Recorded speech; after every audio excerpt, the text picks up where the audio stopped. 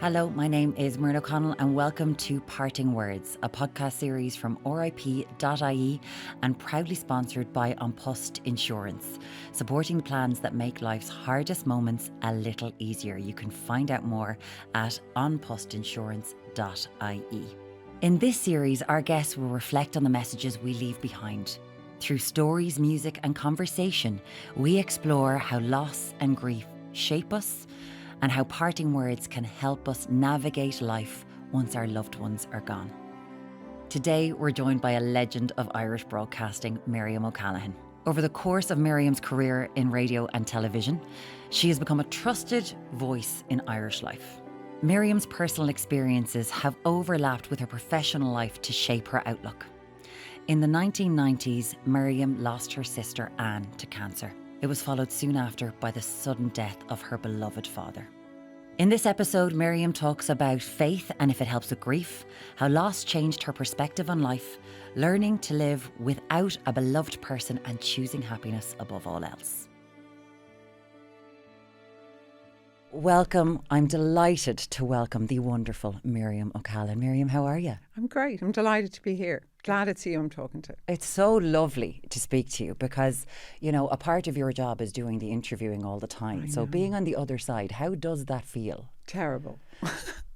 Does it? Yeah, because it feels like completely counterintuitive. I should be there and you should be here. No, we should both be there. Does it feel like a loss of control? That's a good question. I don't think it's that. It's more, I think it's easier to ask the questions. You know, like what we do is fun, but it's easy. Yeah. You know what's coming. Don't tell everyone. It's so easy. We have the easiest jobs in the world. What's answering questions is tougher. Yeah, maybe not your job being the easiest job in the world. And today is something we're dealing with that every single person in the world has to deal with, unfortunately. And it is grief. So can you tell me about the person that you lost? Tell me about them and who they were to you. Yeah, so the person I lost was my sister Anne, and we were born a year apart. And I am close to all my sisters and my brother, but I suppose we were very close in age. And we also started having children at the same time together. I had my first daughter when I was 26. And then by the time we were kind of in our very early 30s, we had 6 little girls between us. I know, bedlam. I think I did better out of this because I had 4 and she had 2, and we used to hang out together all the time. So every weekend, it's much easier to mind children if you have someone you're really close to. So long story short, we spent every weekend together. Our mecca was Bam Bams in Stillorgan. It was a kids' club. If there had been booze there, we'd have been made up actually. But we just took our children there every afternoon, Saturday and Sunday. And then one day, I was living in Killiney at the time. And she was the healthiest looking young woman on the planet. She had been Mary from Dunlow. She was Miss Young Ireland because she was incredibly physically beautiful. And I'm not just saying that.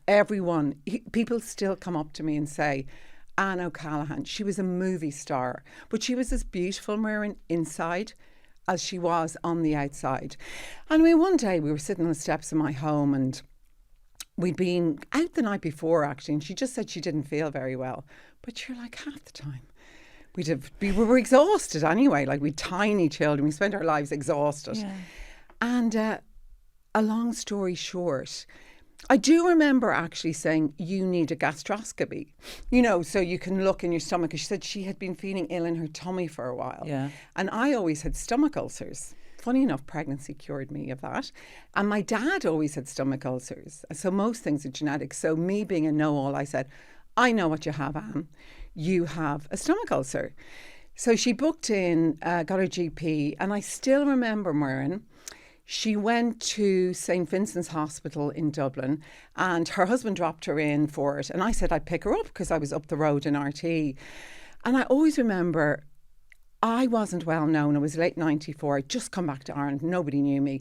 But when I walked into the day unit, when you go in for surgery, for the gastroscopy, all the nurses were standing around Anne, which I immediately clocked, this is unusual. They didn't know her, they didn't know me. And long story short, 5 months later, she died of stomach cancer.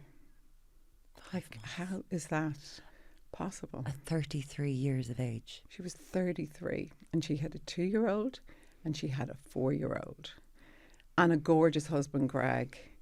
And I had never heard really, apart from my grandparents, I'd never heard of anyone dying. I literally could not believe it.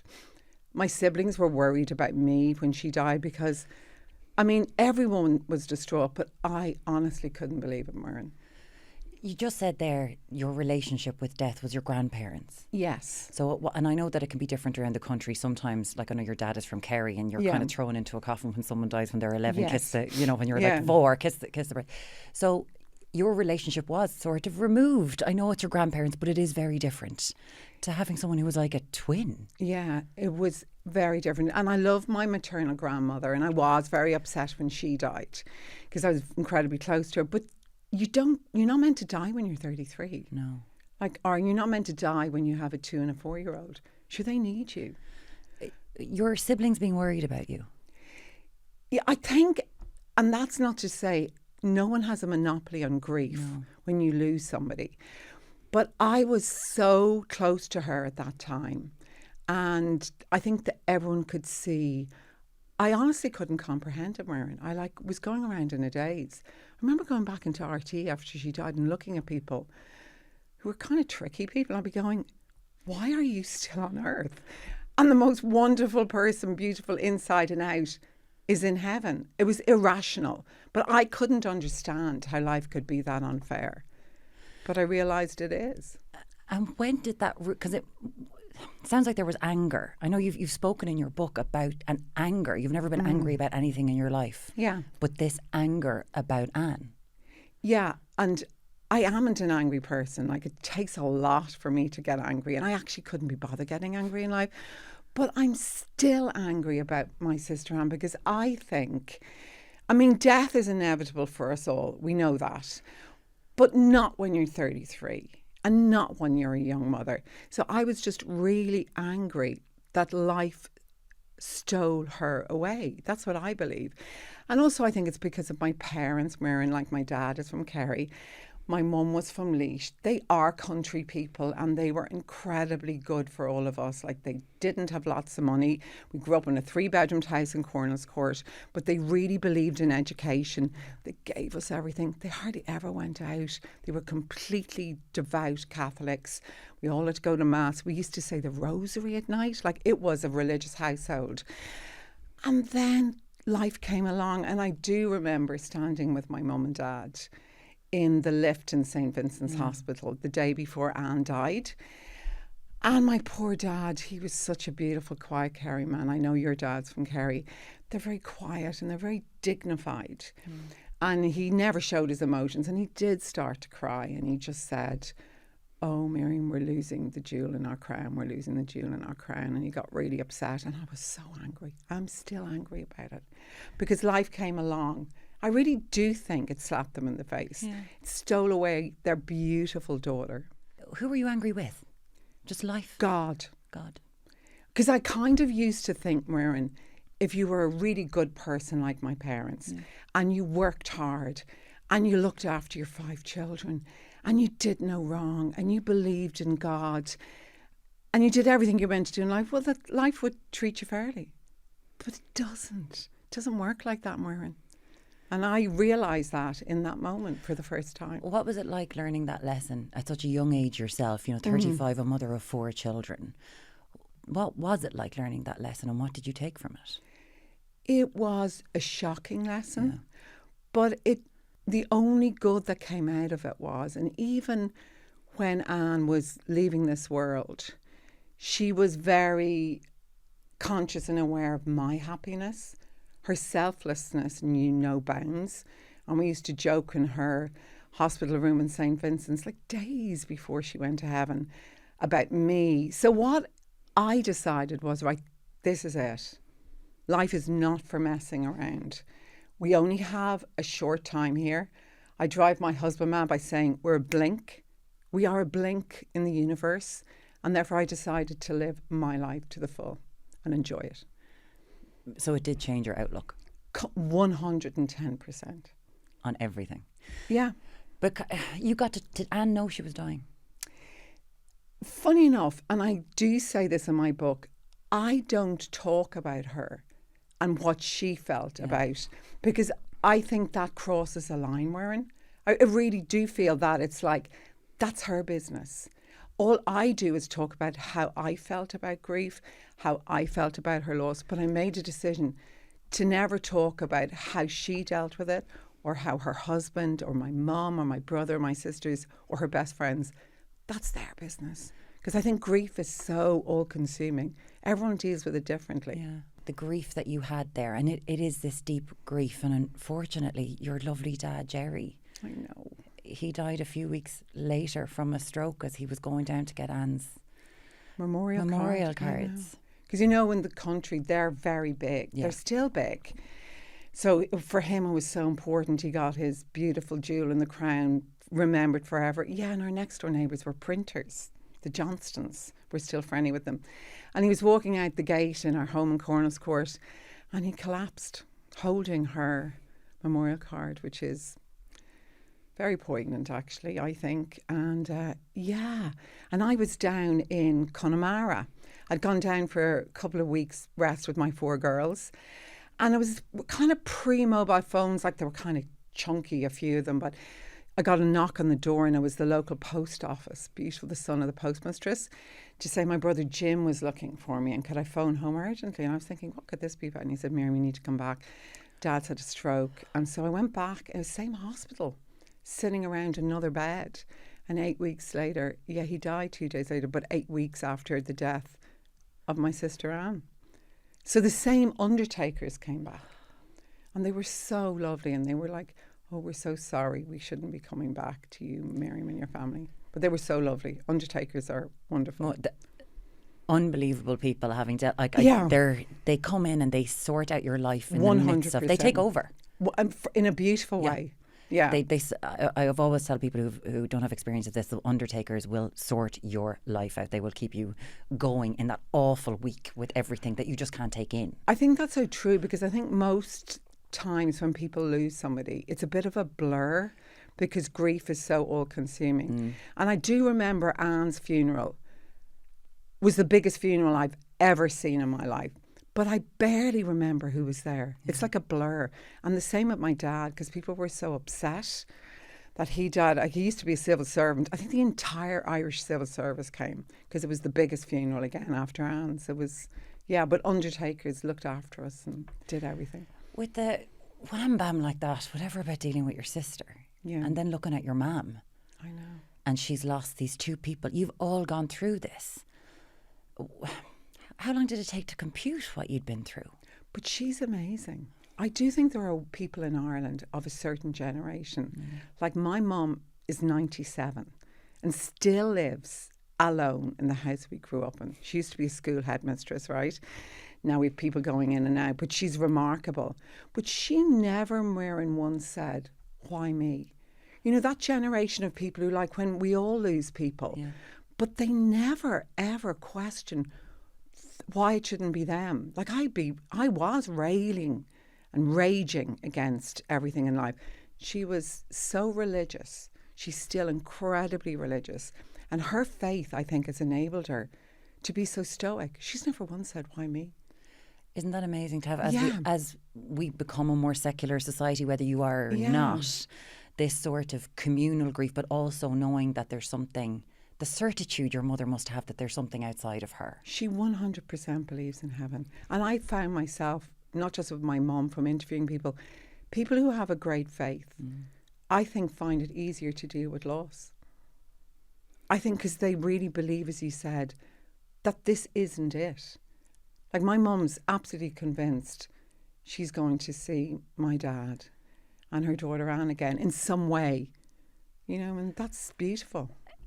Like, it's just so comforting. Yes. It's so comforting. Like, it just made me smile there. I know. And happy for her. She doesn't want to be going there anytime soon, but it's like, isn't that amazing? I think it's fantastic. And was that something that you had? Interestingly, those losses never dented her faith. Because sometimes I notice with people, if something terrible has happened, they might have had a faith, but then it's really challenged by terrible tragedies and grief. No, my mum's the same. Interestingly, I go into the local church where I live in Dublin virtually every day, and I've done it for about 20 years, and I light 3 candles. And I do that every day. I miss it now and then, but hardly ever.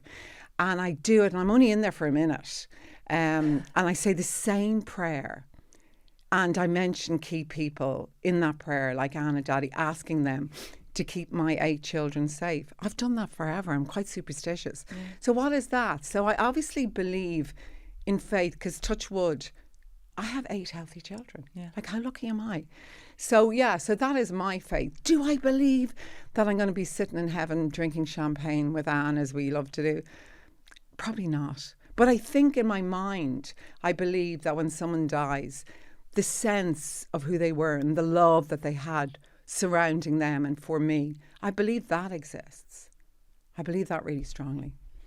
That's beautiful. Yeah, I do. Because it is, where does energy go? Yeah.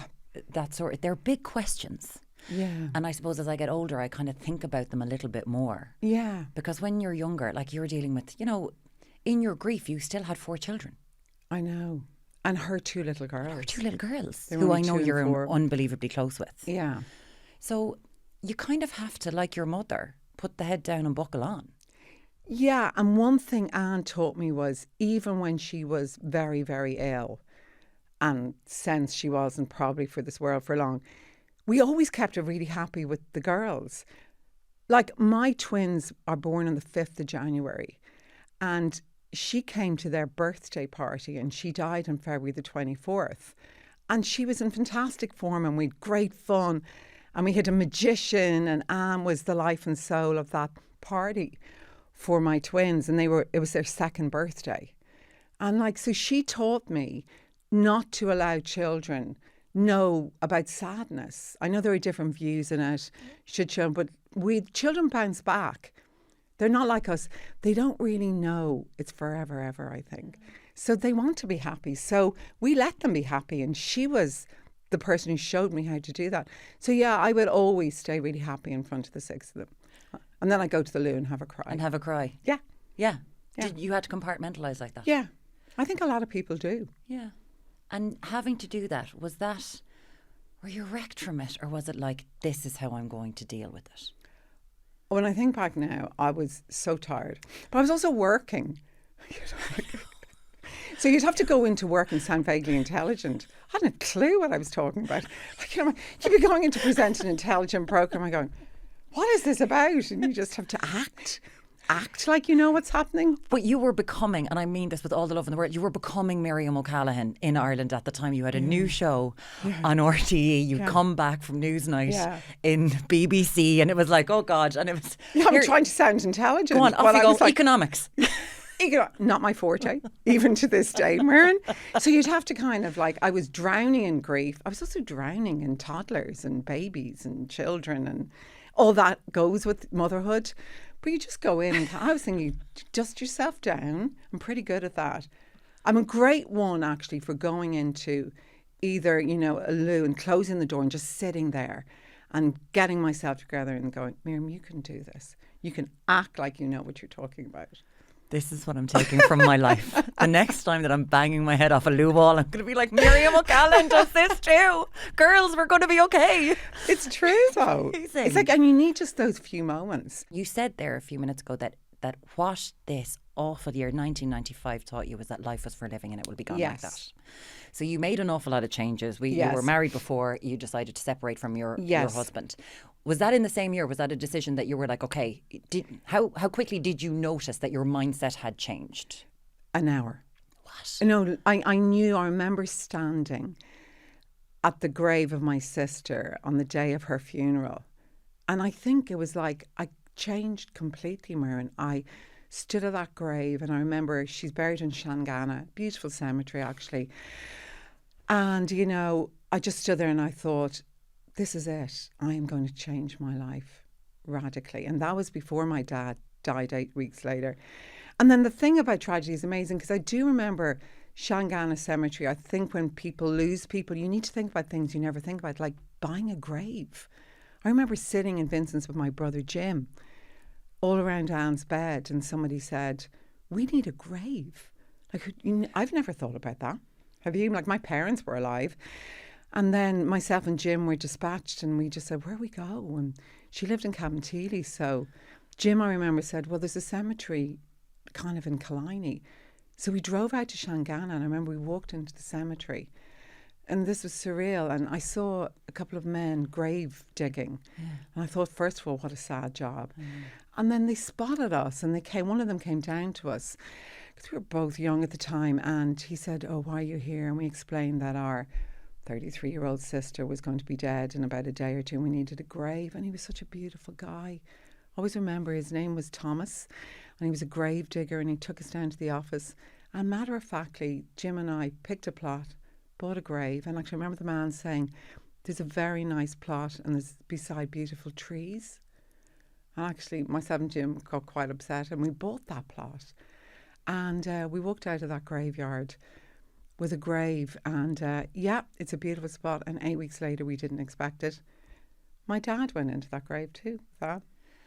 Because when you have to decide something like that for a thing, because you're kind of thinking, where does she want to be for her? I know it's a weird sentence, but it is. Like when I picked a grave, it's like, where do they want to be for the rest of their lives? That's how I thought of it. Yes. You know, as though they're still around. 100%. I think that's true. And therefore, when the lovely grave diggers said it's beside trees, we thought, that would be beautiful. But it's just strange. I think anyone who has lost someone, or maybe even right now is losing somebody, it's just a hard thing to decide what to do. And do you think of them as together, your dad? Oh, yes. Because they are 100%. Together. Because he adored her. Yeah. Like, he would never say he had a favourite. What his favourite was, Anne. He loved her. She was just joy. Yeah, they're definitely together. Yeah, because they're physically, I suppose. Did you feel some comfort when your dad went in beside her?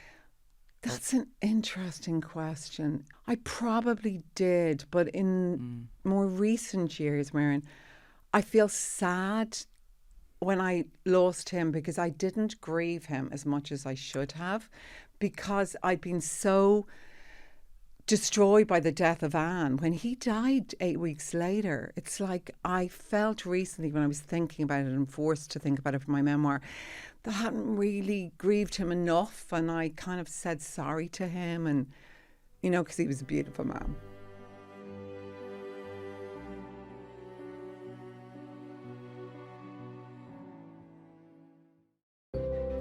At An Post Insurance, we know how important it is to take care of your family. So even when you're not around, your family will know what to expect. With our funeral insurance, you can cover your own funeral costs from as little as €20 per month. With no medicals required if you're aged between 50 and 75 and resident in the Republic of Ireland. Taking care of not being there. Call us now on 0818 22 22 22.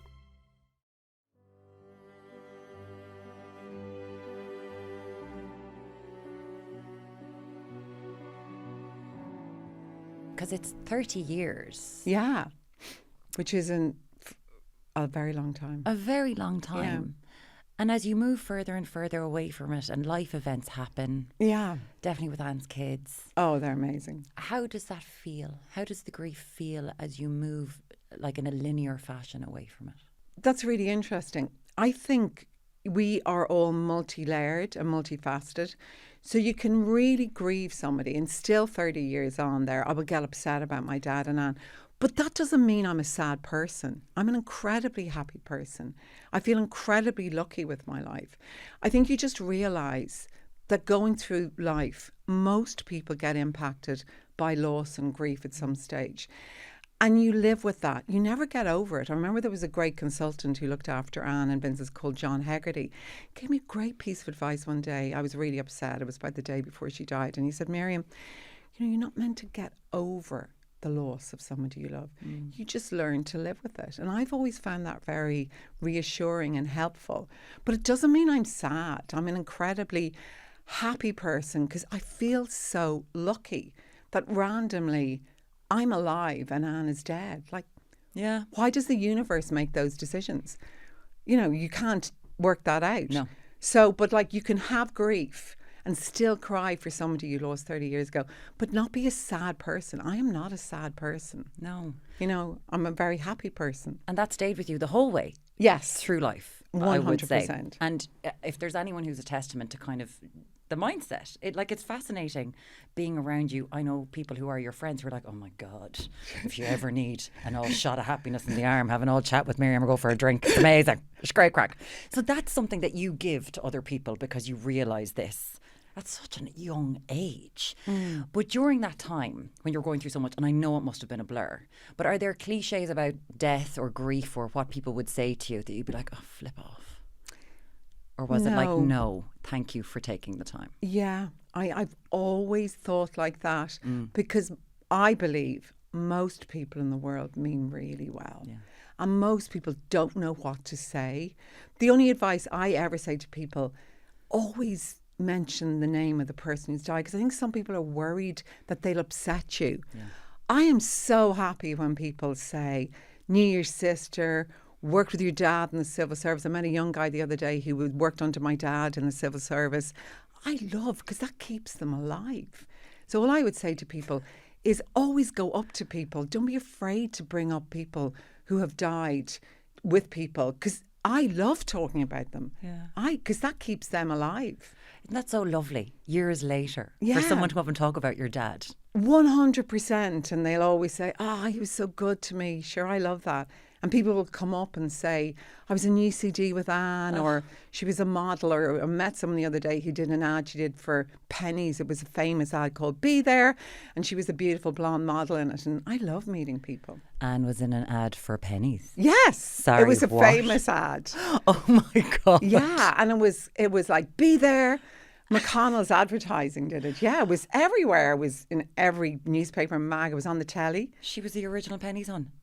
Oh, well, I don't know if she was the original, but that was her ad. Be there. We have to say, be there. Yeah. That's it. And are there things for you that bring them, like saying something like be there, I suppose you wouldn't see that ad anymore, but are there things that bring Anne back in an instant, or your dad, or are they always there? Probably songs. I do think that. So, and this sounds depressing, but it's not. So when Anne was like a couple of months before she died, I used to drive with her a lot, and she'd have her two little girls in her car and I'd have my four in mine. And then Garth Brooks had a song, I know, it made me love him forever, called If Tomorrow Never Comes. And I would watch her car in front of me, and that song was huge at the time. It was number one, and I would play it on a spool, If Tomorrow Never Comes. And I used to weep in the car, and my kids would be looking at me going, and then I'd get out and I'd bounce out with Anne and go, hi. They'd still be looking at my girls going, what? But that song, anytime I hear If Tomorrow Never Comes, will I say how much I loved you?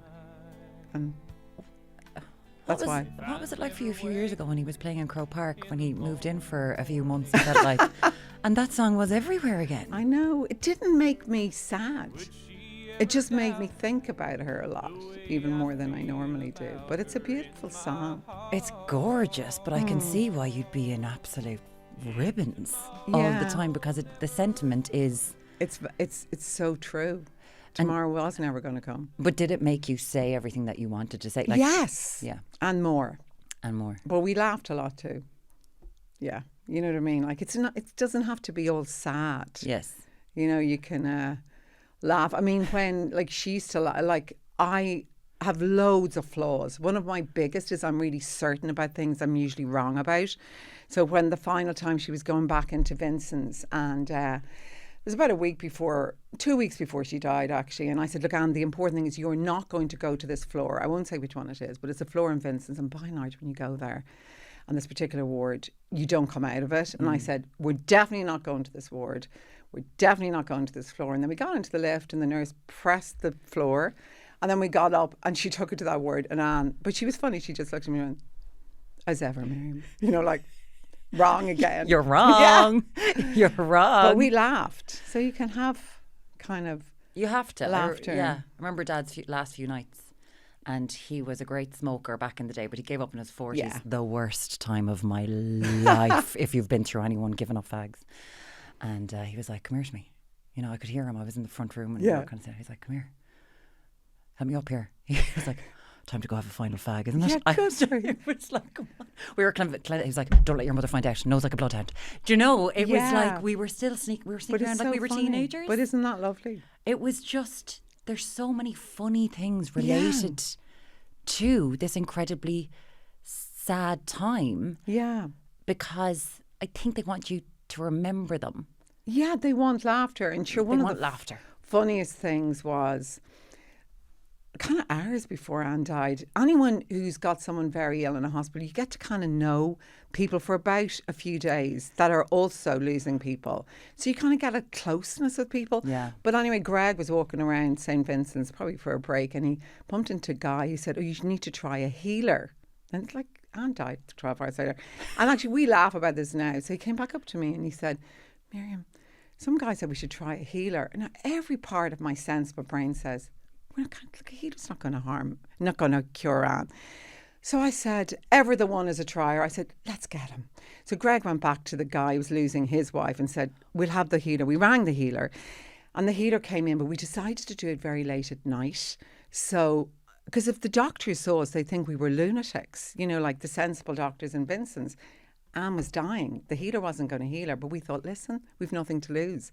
But we still laugh about it now because the healer came in at about 9. He was so lovely.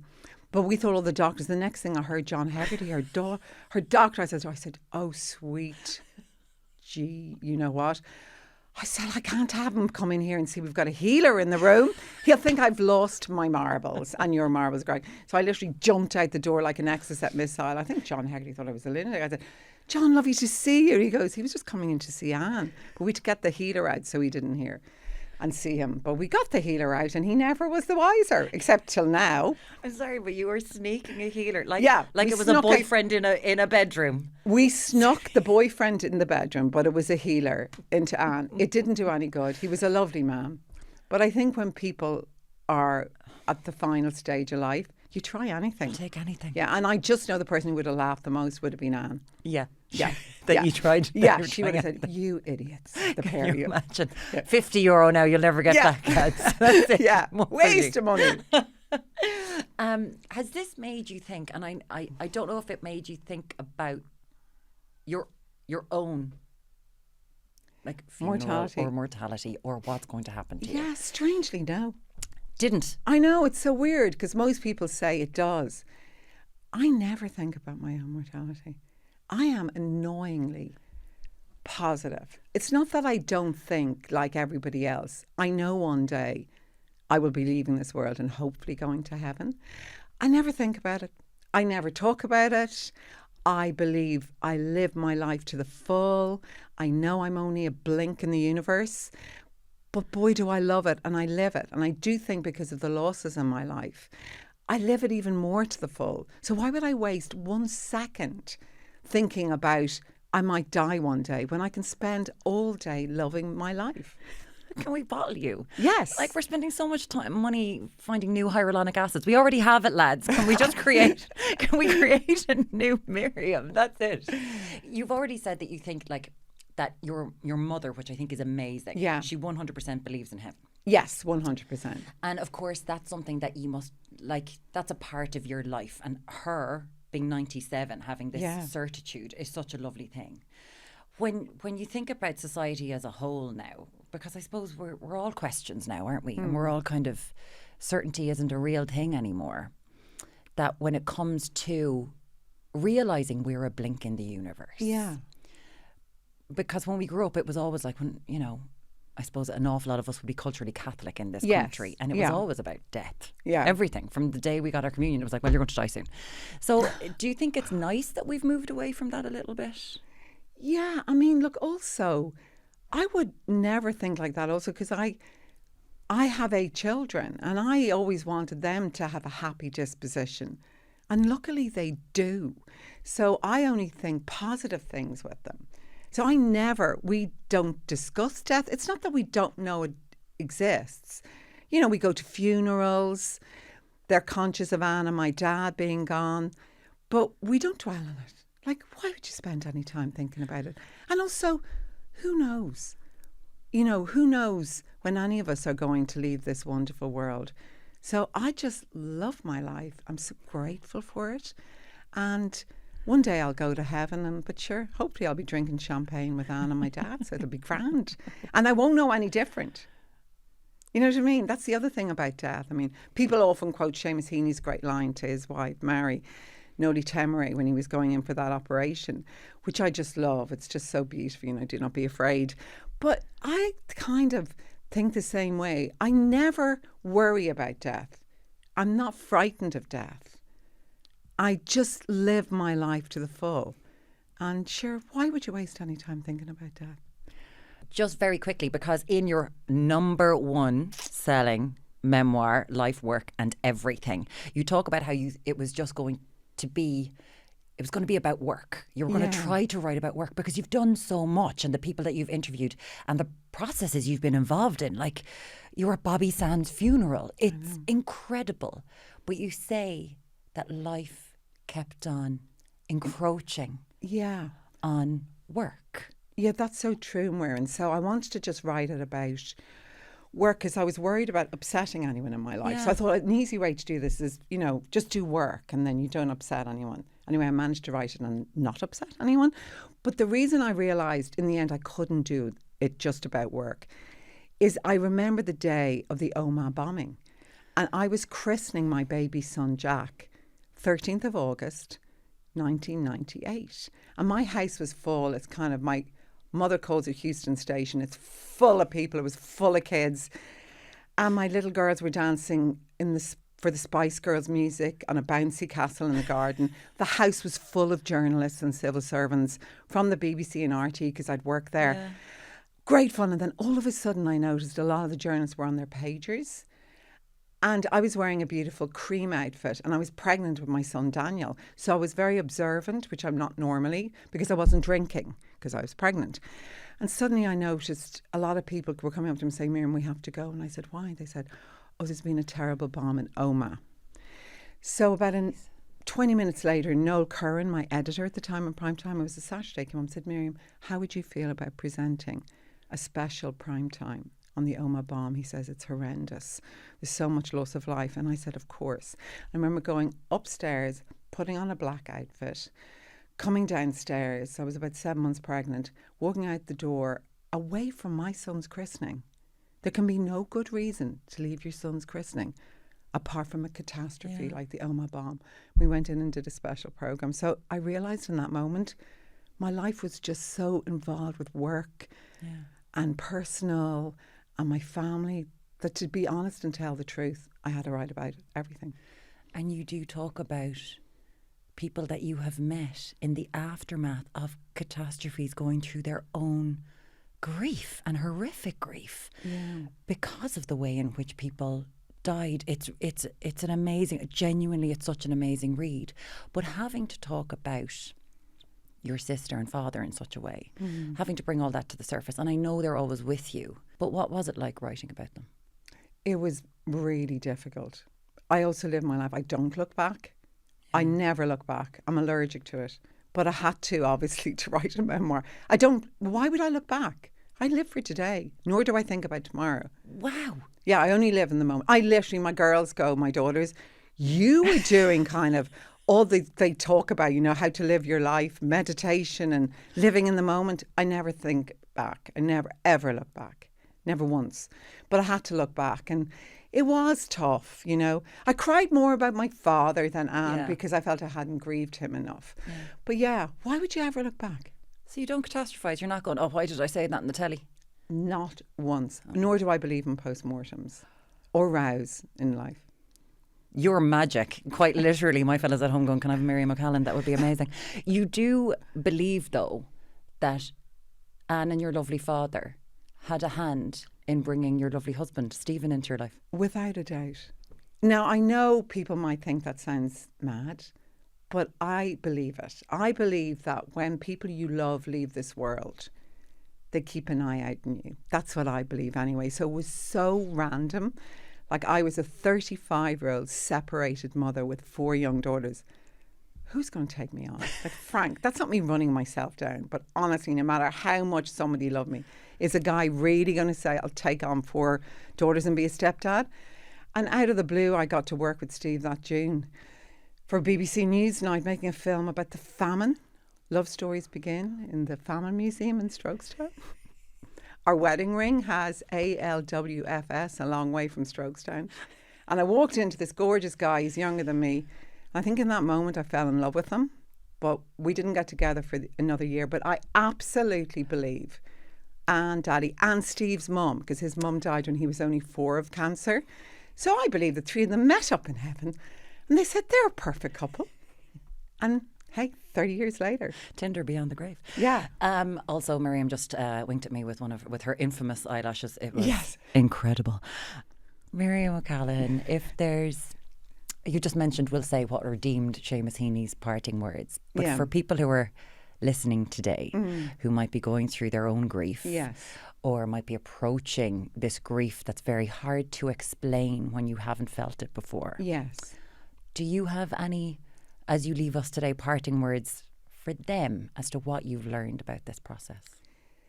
That there's nothing you can do initially to stop this happening. In other words, you are going to feel profound grief when somebody you adore leaves this world.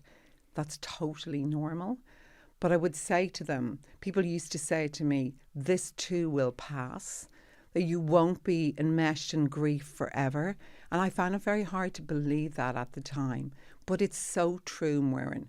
It's like, it's not that you ever stop missing the people who go. You miss them always and forever. There isn't a day I don't think about Anne and my dad. But you do move on from that profound grief and you go back to great happiness. I'm an incredibly happy person. I am no longer drowning in grief and haven't been for a very long time. I love my life, but I think every day with love, fondness and smiling about my sister and my father. Miriam O'Callaghan, thank you so much for joining us on Parting Words today. My privilege and joy. Coming up next on Parting Words is Gerard Devine. By day, Gerard is a Dublin firefighter. When he's not saving lives, he has become a nationally renowned poet, depicting and educating on what it means to be Irish and to see the beauty, majesty and blessings in the everyday life history and identity of Ireland. So this poem was written for a local farmer, for his family after he passed away up in the Wicklow Mountains. It's called A Farmer's Tears. I heard that up in heaven, all the skies are blue, with a sun that rises early and lasts the whole day through. And as beautiful as this may sound, I hope it isn't true. For if it never rains in heaven, what will the farmers do? Hard-working hands would tend to lands, but no harvest would they see. For all God's clay she seeks the rain, for grass is to break free. All agricultural bounty, cattle, sheep or crop, would perish in the hardened clay if she never saw a drop. On earth, my soil and livelihood you soaked with constant rain. I fought against your cruel command, my efforts all in vain. To further my life struggle, you took my love away. My broken heart left empty as the barn that holds no hay. One day I'll carry dark clouds to your dry fields in the sky, unleashing heaven's teardrops as I swing your reaper's sigh, slashing them from limb to limb, setting water free. I'll wash away God's paradise, for he washed my dreams from me. November sun upon the lake, sheep graze upon our hill. I feel you're watching proudly as I plough through winter's chill. Content, but disheartened, our years they were so few. Like the rain that falls from heaven, my tears, they fall for you. This poem looks at my work as a Dublin firefighter.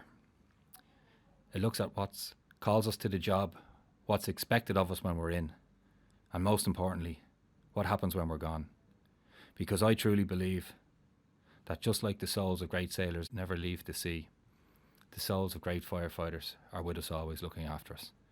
And it's called The Firefighter's Call.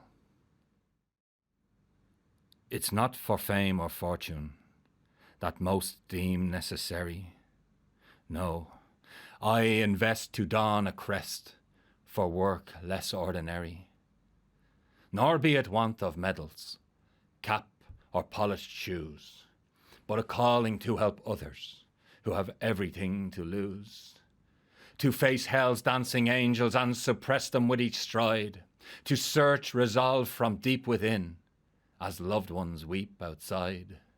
To stand with pride and dignity when comrades we remember, be it pipes' lament that fills sad air or silence in September. And may those names that have been etched in brass or granite stone haunt me in the darkness so I never fight alone. And if a colleague's head hangs low from tasting tragedy, let me offer up my shoulder for them to lean on me. But when, alas, amazing grace is played for none but me, lower the flag, but raise a glass, for I'm not far from thee. I'm gathered with the old flames, looking down from God's great height, on call if aid be needed, to join you in the fight.